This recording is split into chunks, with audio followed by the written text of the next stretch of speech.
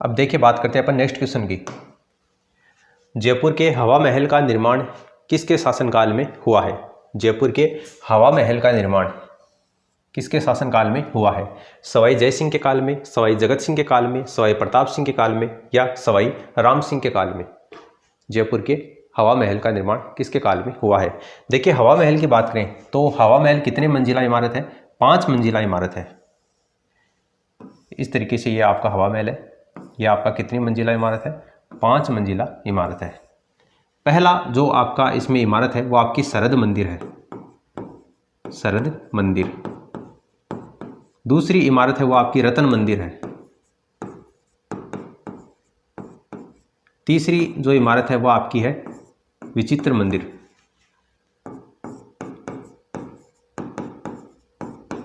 चौथी इमारत है आपकी प्रकाश मंदिर।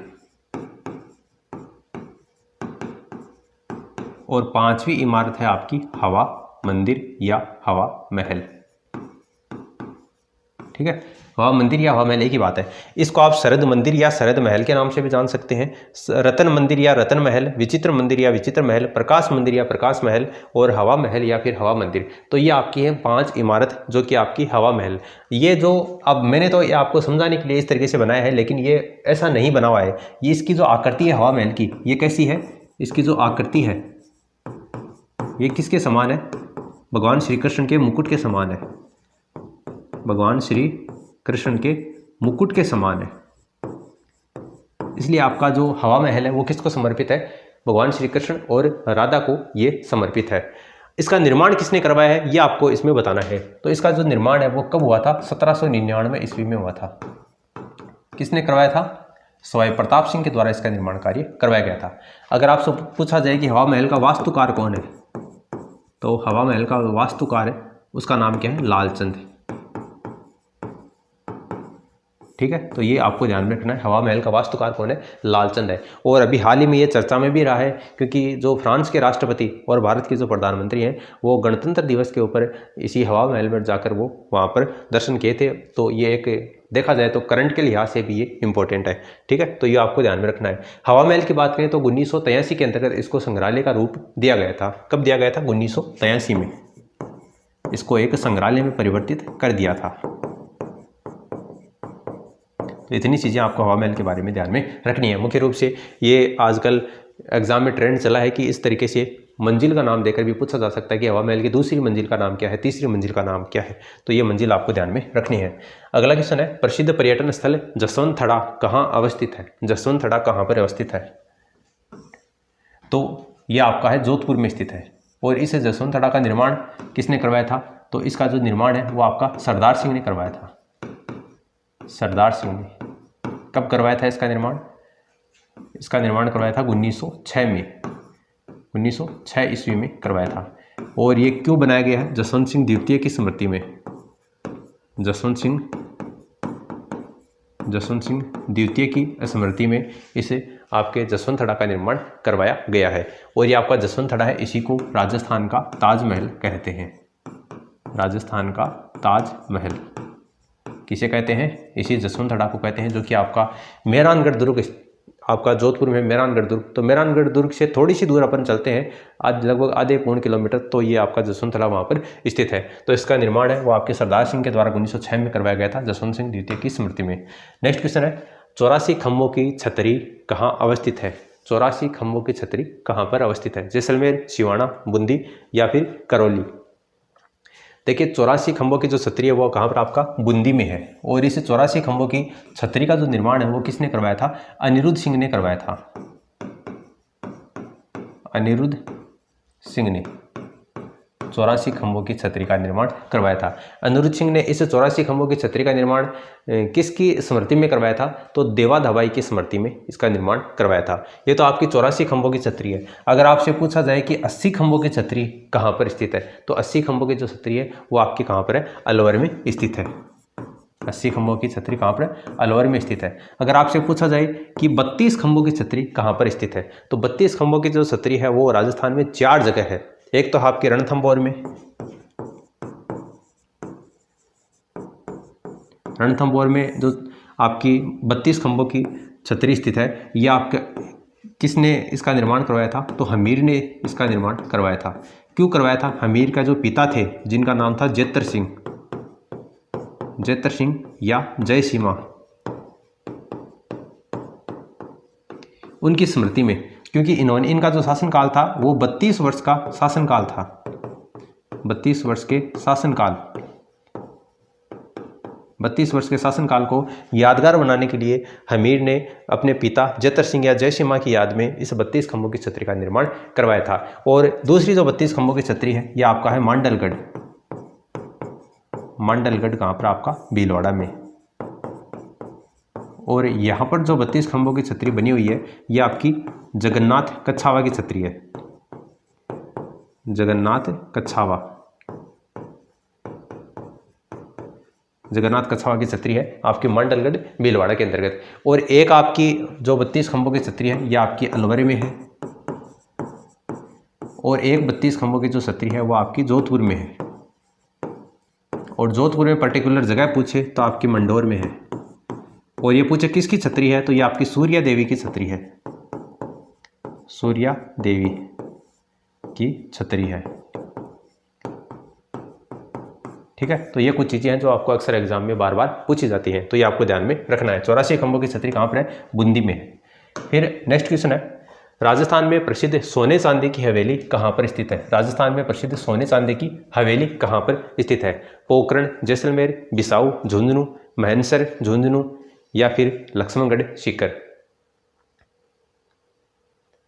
राजस्थान में सोने चांदी की जो प्रसिद्ध हवेली है वो कहाँ पर है? तो आपकी महेंसर, झुंझुनू के अंतर्गत। ये क्वेश्चन बार बार एग्जाम में पूछा जाता है। अभी अगर हाल ही में जो एग्जाम हुए 2022-23 में, तो उनमें ये 2-3 एग्जाम में क्वेश्चन है वो पूछ लिया गया है, तो इसको आप ध्यान में रखना है। सोने चांदी की ये प्रसिद्ध हवेली है वो आपकी महेंसर की, झुंझुनू की है। रणकपुर के जो जैन मंदिर है उसका शिल्पी कौन है? शिल्पी, इसका मतलब मैं आपको बता चुका हूँ, शिल्पी का मतलब होता है वास्तुकार। रणकपुर के जैन मंदिर कौन सी नदी के किनारे है? तो ये मथई नदी के किनारे है।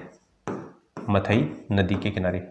कुंभा के जो मंत्री थे उन्होंने इसका निर्माण करवाया था। कब करवाया था? 1439 ईस्वी में। मंत्री का नाम क्या था? तारणक शाह ने इसका निर्माण करवाया था। लेकिन इसका वास्तुकार कौन है वो आपसे पूछा है, तो इसका वास्तुकार है दीपा या फिर देपाक। दीपा या देपाक आपको देखने को मिल सकता है। ठीक है, और कुंभलगढ़ दुर्ग के वास्तुकार कौन थे? आपके मंडन थे। कुंभलगढ़ दुर्ग के वास्तुकार, कुंभलगढ़ दुर्ग, इसके वास्तुकार थे कौन? मंडन। बात कर रहे हैं रणकपुर के जैन मंदिर की, तो इसके जो वास्तुकार है वो कौन है? आपके देपाक या दीपा है। मथई नदी के किनारे हैं। 1439 में तारणक शाह ने इसका निर्माण करवाया था। और कितने खंबे हैं? 1444 खंबे हैं। 1444 खंबे हैं, इसलिए इसको स्तंभों का वन भी कहा जाता है। स्तंभों का वन किसे कहा जाता है? इसी जो आपका रणकपुर का जैन मंदिर है इसी को स्तंभों के वन के नाम से भी जाना जाता है। और इसको चौमुखा मंदिर भी कहा जाता है। चौमुखा मंदिर। और इसी को अपन किस नाम से जानते हैं? नलिनी विमान मंदिर के नाम से जानते हैं। नलिनी विमान मंदिर, यह भी किसको कहा जाता है? रणकपुर के जैन मंदिरों को ही कहा जाता है। रणकपुर के जैन मंदिर के बारे में फर्ग्यूसन का एक कथन है जो आपको ध्यान में रखना है। फर्ग्यूसन का कथन है, क्या कथन है मैं आपको बोलकर बता देता हूँ, ध्यान में रखना है आपको। मैंने जीवन में ऐसा सुंदर भवन नहीं देखा जिसमें स्तंभों का वर्गीकरण इतना आकर्षण है। यानी मैंने जीवन में इतना सुंदर भवन नहीं देखा जिसमें स्तंभों का जो वर्गीकरण है वो इतना आकर्षक हो। तो ये जो फर्ग्यूसन ने कथन कहा है वो रणकपुर के जैन मंदिर के बारे में कहा है। तो ये इतनी बातें हैं वो आपको रणकपुर के जैन मंदिर के बारे में ध्यान में रखनी है। फिर नेक्स्ट क्वेश्चन है, एक जैसे 9 महल कौन से किले में बने हुए हैं? ठीक है, कौन से दुर्ग में बने हुए हैं ये आपको बताना है। एक जैसे 9 महल, नाहरगढ़, चित्तौड़गढ़, गागरोन या तारागढ़। तो एक जैसे जो 9 महल है वो आपके नाहरगढ़ दुर्ग में बने हुए हैं। और नाहरगढ़ दुर्ग कहाँ पर? आपका जयपुर में है। इसका निर्माण किसने करवाया था? तो देखिए, एक जैसे कितने महल? 9 महल। तो निर्माण करवाएगा माधो सिंह द्वितीय, क्योंकि 9-2 कितने होते हैं? 11 होते हैं। और ये कहावत है अपनी प्रचलित, 9-2 11 होना, यानी 9 के साथ में 2 आएगा, लेकिन 2 कौन सा आएगा? माधो सिंह। इतना तो आपको पता चल जाता है, आप याद भी रख सकते हैं कि माधो सिंह ने निर्माण करवाया था। लेकिन माधो सिंह प्रथम था कि द्वितीय था, ये चीज़ है वो याद नहीं रहती है, इसलिए इसको याद रखने की ट्रिक है। एक जैसे 9 महल, कितने महल? 9 महल, तो माधो सिंह कौन सा होगा? दूसरा होगा, क्योंकि 9 2 11 होना। हालांकि इससे कोई संबंध नहीं है इसका, लेकिन इसको आप याद रख सकते हैं इस तरीके से, ठीक है। ये जो एक जैसे 9 महल है, इनका निर्माण किसने करवाया था? माधो सिंह द्वितीय ने। और क्यों करवाया था? 9 पासवानों के लिए, 9 पासवानों के लिए करवाया था। इससे ज़्यादा इम्पोर्टेंट ये है कि इसका निर्माण कौन सी शैली में करवाया गया है? विक्टोरिया शैली में करवाया गया है, विक्टोरिया शैली में, एक जैसे 9 महलों का निर्माण। और इनकी खास बात यह है कि ये जो 9 महल है ये आपस में एक दूसरे से कनेक्टेड है, इनका जो दरवाजा है वो एक दूसरे से आपस में कनेक्टेड है, ठीक है। तो ये नाहरगढ़ दुर्ग में जयपुर में स्थित है। निम्नलिखित में से कौन सा जल दुर्ग नहीं है? कौन सा जल दुर्ग नहीं है वो आपको बताना है। कोसवर्धन दुर्ग कहां पर आपका? बारां में है। भैंसरोडगढ़ दुर्ग कहां पर आपका? चित्तौड़गढ़ में है, ठीक है। गागरोन का दुर्ग कहां पर आपका? झालावाड़ में है। और भटनेर का दुर्ग कहां पर आपका? हनुमानगढ़ में। अब झालावाड़ गागरोन दुर्ग हो नहीं सकता, क्यों? क्योंकि गागरोन जो दुर्ग है वो तो आपका आहू और काली सिंध नदियों के संगम पर है। आहू प्लस काली सिंध नदियों के संगम पर कौन सा दुर्ग स्थित है? गागरोन का किला है। तो ये तो अगर आपको ये पूछा जाए कि राजस्थान में सर्वश्रेष्ठ जलदुर्ग का उदाहरण कौन सा है, तो आपको गागरोन दुर्ग ही करना है, सर्वश्रेष्ठ जलदुर्ग। इसका मतलब ये तो इसका आंसर नहीं होगा। कौन सा जलदुर्ग नहीं है ये आपको बताना था, तो इसमें भटनेर का जो दुर्ग है वो इसका आंसर हो जाएगा। भटनेर का जो दुर्ग है वो जलदुर्ग की श्रेणी में नहीं आता है। भटनेर दुर्ग का निर्माण किसने करवाया था? भूपत सिंह बाठी ने करवाया था। भूपत सिंह बाठी के द्वारा इसका निर्माण कार्य करवाया गया था। और तीसरी सदी के अंत में, मुख्य रूप से 295 298 में इसका निर्माण करवाया गया था। दोनों अगर ऑप्शन में आ जाए तो 295 आपको करना है।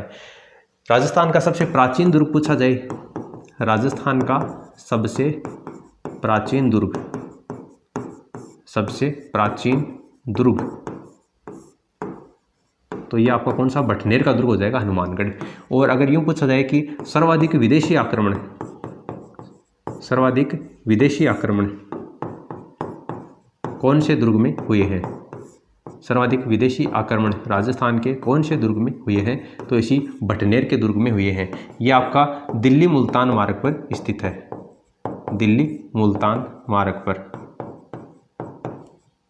दिल्ली मुल्तान मार्ग पर स्थित है भटनेर का दुर्ग, हनुमानगढ़ में। तो इतनी चीज़ें हैं वो आपको ध्यान में रखनी है। और ये आपका जो भैंसरोडगढ़ दुर्ग है चित्तौड़गढ़ में, इसी को राजस्थान का वेल्लोर कहा जाता है। भैंसरोडगढ़ दुर्ग को राजस्थान का वेल्लोर। तो ये कई बार एग्जाम में पूछा जाता है, आपको ध्यान में रखना है, ठीक है। तो भटनेर इसका आंसर हो जाएगा। और जो नेक्स्ट क्वेश्चन है, जैन तीर्थ स्थल केसरिया जी स्थान राजस्थान के कौन से जिले में है? केसरिया जी जो स्थान है वो राजस्थान के कौन से जिले में है? तो ये झीलों की नगरी उदयपुर में है केसरिया जी, जैन धर्म से ही संबंधित है।